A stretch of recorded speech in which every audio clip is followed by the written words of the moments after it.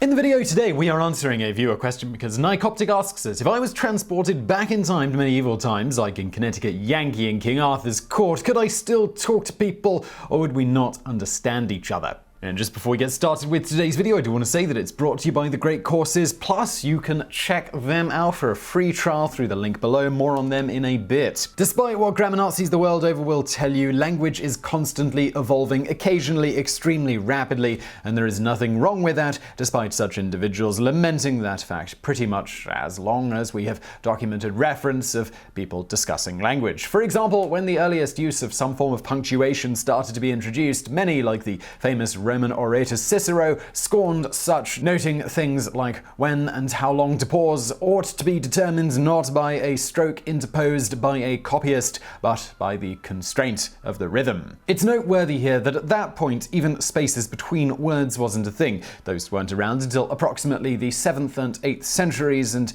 are said to have been invented, or at least popularized, by Irish and Scottish monks of this era who were tired of wrestling with separating unfamiliar Latin words. It was also around the end of the 8th century when Charlemagne helped to introduce lowercase letters to the masses after requesting that the monk Alcuin develop a unified alphabet which ultimately included these. Summing up this seemingly never-ending evolution and just as never-ending groaning by those who strictly adhere to more of a prescriptive mindset, Betty Berner of the Linguistic Society of America notes, "The speech patterns of young people tend to grate on the ears of adults because they're unfamiliar. Also, new words and phrases are used in spoken or informal language sooner than in formal written language, so it's true that the phrases you may hear a teenager use may not yet be appropriate for business letters, but that doesn't mean they're worse, just newer."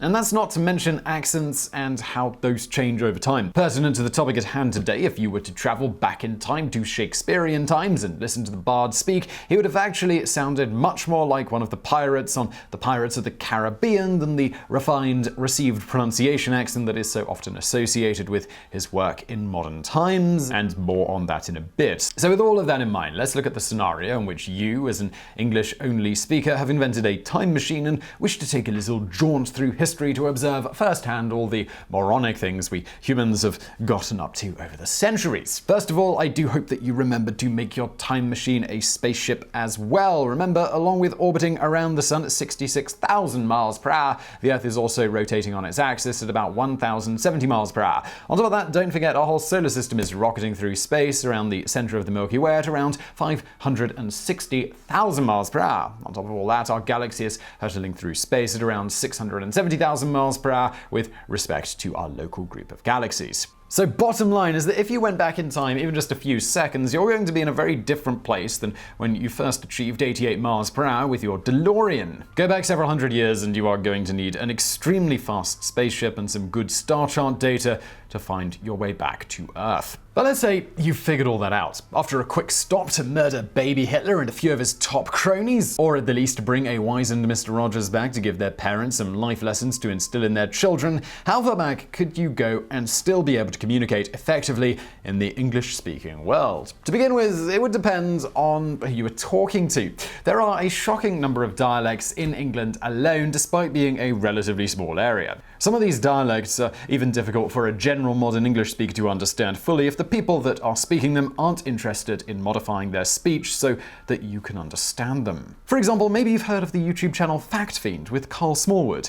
Barely intelligible. Go back further in time and it would only get more difficult with much less standardization as you whoosh back through the centuries. That said, if we restrict ourselves to more of what the upper class of England spoke, it turns out a modern English speaker could go back quite a ways before things became too difficult, and you'd do mildly better if you spoke German and or Dutch. On that note, English as we know it today more or less developed from a series of invasions to the Mother Islands, most notably the invasion of Germanic tribes known as the Angles, Jutes, and Saxons around the 5th and 6th centuries. Along with a smattering of Latin, this mix ultimately gave us a large percentage of what is Old English. Pertinent to the exact original question, note here that the 6th century or so is when a Connecticut Yankee in King Arthur's court is set, and around when, legend has it, King Arthur lived. As an example of what you'd be facing trying to talk to someone in the ballpark of this period, consider the Anglo-Saxon Chronicles from the late 19th century and the following. And here we go. By 10 ignend is ether 100 mal lang and 200 mal brad and her sind on pam igvan fief gepodo asia blood. I give up. You're looking at it on the screen. Just read it. It's a mess. Alright, so in modern English this translates to the island Britain is 800 miles long and 200 miles broad, and there are in the island 5 nations: English, Welsh, Scottish, Pictish, and Latin. As you can see, it wouldn't be a wholly foreign language. In fact, it's estimated approximately 50% of the core of modern English language derives from words in Old English. However, meaningful communication would be mostly an effort in futility, especially when accounting for accents and something else that we're going to get into shortly. After this, the Vikings would also invade for a few hundred years, starting in the 8th century, lending some words to Old English from Old Norse. Much more significantly was the Norman conquest around 1066. They firmly established a version of French, Old Norman, as the language of choice for the elite of the country. The language of the Normans trickled down to the masses and vice versa, adding a whole host of words to English, which starts to give us more of the vocabulary that we are used to today.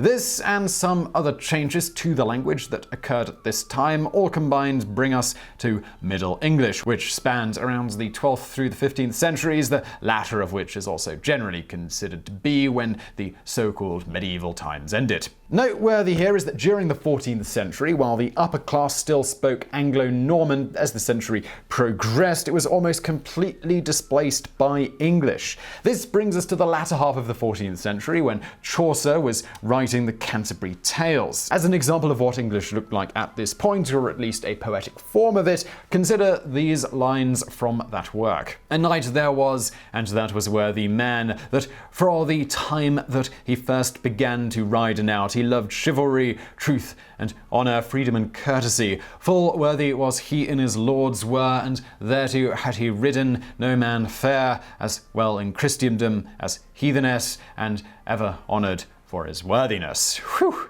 This translates to, a knight there was, and what a gentleman, who from the moment that he first began to ride about the world loved chivalry, truth, honour, freedom, and all courtesy. Full worthy was he in his sovereign's war, and therein had he ridden no man more, as well as Christendom and heatheness, and honoured everywhere for his worthiness. From this, you might assume that you would be mildly conversational with a native from the time if you talked slowly enough. But it wouldn't be quite that easy owing to the way that the words would have been spoken. One of the principal problems is that while a lot of words might at this point be somewhat similar, this predated the bulk of what is known as the Great Vowel Shift, which occurred primarily from around the mid-14th century through the 16th century or so. In a nutshell, this is where the pronunciation of various vowels in the English language changed considerably. For example, in Middle English, the word bite would have been pronounced beat, and something like the word meat would have been pronounced like mate. This could get really awkward, for example, if a native of the time asked you if you wanted to meet later,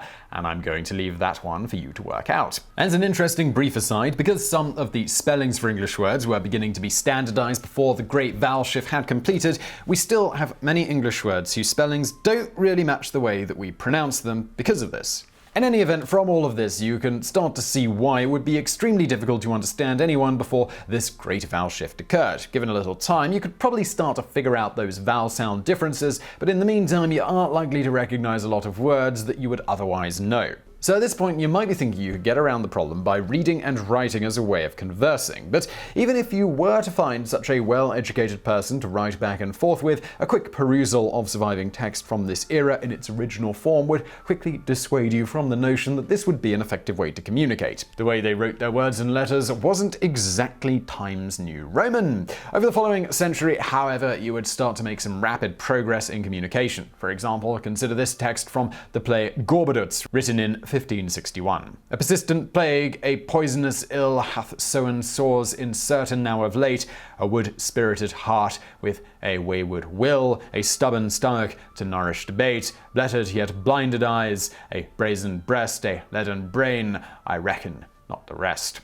This brings us to around the turn of the 16th, 17th centuries. As you might have guessed from the fact that you probably have a little trouble reading Shakespeare's plays and the King James Bible, which were written during this period, at this point you would very solidly be able to grasp a reasonably large percentage of the vocabulary of English. Just as importantly, the Great Vowel Shift was more or less wrapped up around this time, meaning as long as someone wasn't speaking a particularly peculiar dialect, you'd finally be able to communicate conversationally with a reasonably large percentage of the English-speaking world. Speaking of dialects, you also wouldn't have quite as much trouble with that at this point either, as the language was starting to become somewhat standardized, with London more or less functioning as the epicenter of that standardization. As for the exact accent you'd encounter, this could vary in the melting pot that was London at the time, but as alluded to previously, if you were dealing with the more affluent and educated in the area, you could expect something akin to original pronunciation, or OP, which is usually described as a mix of Irish and American accents, or otherwise, as noted previously, somewhat similar to the stereotypical way that pirates speak in movies.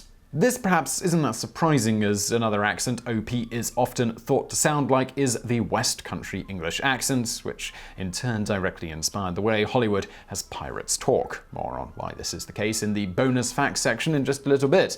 And if you want to hear OP for yourself, check out this great video by David and Crystal, where they demonstrate the accent and briefly discuss how linguists know reasonably well how Shakespeare and those performing his plays talked. But to conclude, while certainly there are many words you and a person from this era would trip each other up on, at this point in history you'd have little trouble communicating at a mostly conversational level. Thus, as long as you didn't set your time circuits for too far before the 16th century, you'd be reasonably fluent in the English of the age, leaving culture shock to be the bigger problems, such as the extreme racism, sexism, religious extremism, rampant disease, poor hygiene, and many other problems of the time. Oh, and don't even get us started on the god-awful smell in places like London in particular. You can see more on that in our video, The Great Stink of 1858. But do you know what doesn't stink?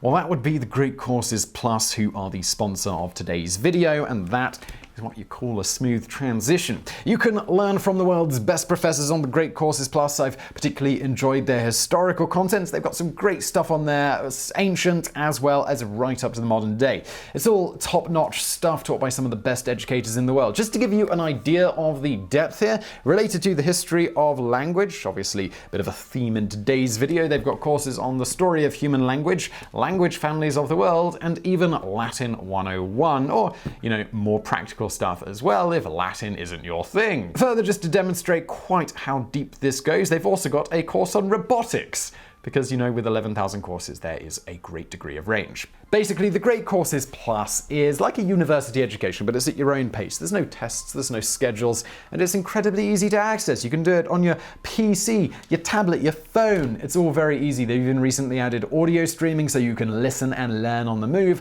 Further, like I said, there's 11,000 lectures to choose from. It's also been recently optimized, as well as the US, for also the UK and Australia. So if you're in either of those countries, it's easier to access than ever. So yes, great stuff. You can try it for free as well. Just go to thegreatcoursesplus.com/brainfood or click the link in the description below.